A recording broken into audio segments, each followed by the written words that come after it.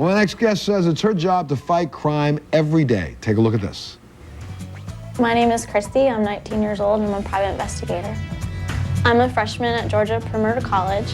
A typical day for me is I wake up and I go to school. I have a break, so I come home and I'll either serve a paper, do some homework, and then later in the afternoon I'll go back to school and come home or serve another paper.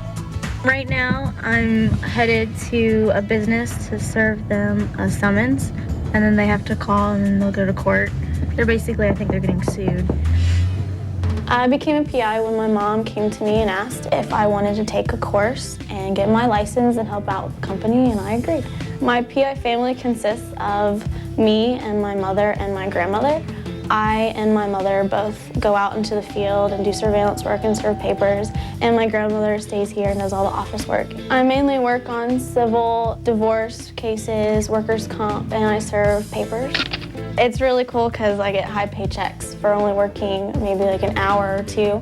The most challenging part about being a team PI is having to prove myself to other private investigators out there when I'm working with them. Right now, I just plan to finish college and continuing working as a private investigator. Please welcome Christy to the show. Wait, now, I would, in some ways, would think that this was something odd, but at the same time, you're the third generation of private investigator people that are all women in your family. Your grandmother works for the company, your mom runs the company. And my grandfather actually is doing some stuff And too. your grandfather does it too? So you've been around this most of your life, correct? When you were younger, the mom used to take you out when she used to serve summonses herself, right? Right, and my dad's also a police officer, so. Dang, I wouldn't mess with this family at all. So most of what you're doing right now at this age, you're one of the youngest private investigators in the country, correct? I think so. Yeah, and at age, I would imagine that you've got to be able to use your age kind of as an asset, correct? That's what makes me so successful, because I walk up to the door and no one expects me to give them divorce papers. No kidding. But doesn't that scare you a little bit, though? I can see as small as you are, you walk up to some big, guy and slap a paper in his face that he just got taken, he might get angry. Yeah, they do get a little angry sometimes, but I've been told just to hand them the papers and walk away. Nothing too scary has happened yet. Well, I've had a... What's the worst? What's the worst thing that's happened to you? I had to go into an area that was probably not the best for me to go by myself, and it was more of a stakeout setup where I had to wait for the lady who I was going to serve to show up at the house. And some people kept walking by my car and trying to peep in through the tent and were trying to talk to me, and they were kind of crazy looking. And I probably should have left, but I didn't. And then that escalated into a police scene, did it not? Yes. Well, I love animals, and there was a dog who was tied up, and I called animal control. And they came out, and then I guess it created a huge scene because everybody in the neighborhood decided to come out, and cops were called, and they came up to me and they were like, you need to go to the entrance and wait for us. And the cops said? Yeah, and did you get to serve your papers that night? No, she wasn't there. He did help me though. He was like, I was like, here's her name, and he was like, oh, she's not there. So what's the next step? So first step is serving papers, and you're also doing surveillance work. You're taking pictures. I mean, you're the girl sitting in the car at the end of the block, click, click, click, when the guy's cheating on his wife. Are you kidding me? No, that's what I do. And I guess they wouldn't imagine. You could probably walk up, sit right beside somebody in a restaurant and look at you and be like, some kid, not even pay attention to you, right? And my friends come with me too, and so it just looks like a bunch of teenagers sitting in a car. We'll grab something to eat, so it looks like we're eating, and they don't suspect a thing. So now, I see a dog, the bounty hunter, coming at this. But that's not what you want to do down the road. No. What are you thinking about? Will you make this a profession? I probably will serve papers off and on, but what I really want to do is become a photojournalist. And that's from all the work you've been doing now, also taking some of the pictures you have. All right, let me take a little break. We'll come back, we'll meet your mom and figure out why would she put you in this position. We'll be back right after this. Please welcome Robin, who's Christy's mom, to the show. Welcome her.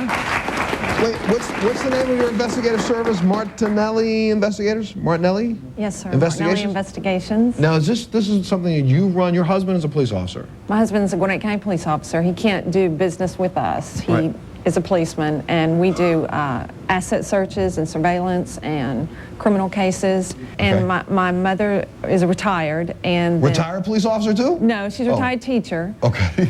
And Christy is just really fearless. She started this when she was 17. And I have 2 other children, and I would just throw cameras in the back of the car because my husband was on night shift, and I'm riding around, and they would be running around, and I'd be taking pictures. And Christy just loved it. And my son Coleman and Kelly, they love it too, my son and daughter. And so Christy, on her 17th birthday, she went to private investigator school, and she was very, very nervous, but she finally passed it, and it was great, and she got her license on her 18th birthday. Now, is she one of the youngest private investigators in the country? She is one of the youngest private investigators in the state of Georgia. We know that. State of Georgia. They have not confirmed if she is in the United States. Gotcha. And so anything that a private investigator can do, you are licensed to do now. Can you arrest people? No. No, we We don't. don't have police powers. You don't have police powers. We don't have, no, we don't. But the best thing about Christy is nobody would imagine that she would ever be investigating them. Absolutely. She investigates perpetrators. She investigates asset searches. We're looking for a missing heirloom right now. Insurance fraud and things yes, like she that does. also? Workman's comp. Oh, that's great. So you actually, you're the lady who sits across the street and takes a picture of the guy who's carrying his furniture up the front steps. Right, and he's saying, "Oh, my back hurts." Do you have And to talks to him. you She actually have talks to walk to up and them. talk to him too? Yeah, and she's able to record. So they don't know. We hide our recorders, and in the state of Georgia, you're able to record. So we start conversation with them. Sometimes we're a daughter and team walking around, and we start talking to them. So Christy just does really good. Easy to make a bus. I'll tell you what, take a look, another look at Martinelli Investigation in action. Hey Montel, today me and my mom are going to go on a pretty important job out in Tucker. We're going to conduct a surveillance on a lady who's supposedly not supposed to be there. Basically what we're going to try and do is figure out if a woman is living at the house that's not supposed to. One woman is going to be there, but our client has a feeling that that's not the person who's living there. So some dangers involved in doing a stakeout like this, assuming that this neighborhood's not the best, considering that they have a drug dog. The major concern is safety at this point. So right now we're locating the house. All right, I'm gonna go across the street and ask that guy if he knows who lives over here. Okay. He did confirm that a woman and an elderly man live there, and she looked inside their trash can. There's nothing there. Right now, me and my mom are getting ready to go knock on the door at the house, use the pretext that we have a lost dog, and try and find out some information. So basically today, we figured out that they do live there, and we also confirmed that there were animals living at the house. We're gonna come back tomorrow, and hopefully we'll have better success. We gotta take a little break. We'll be back right after this.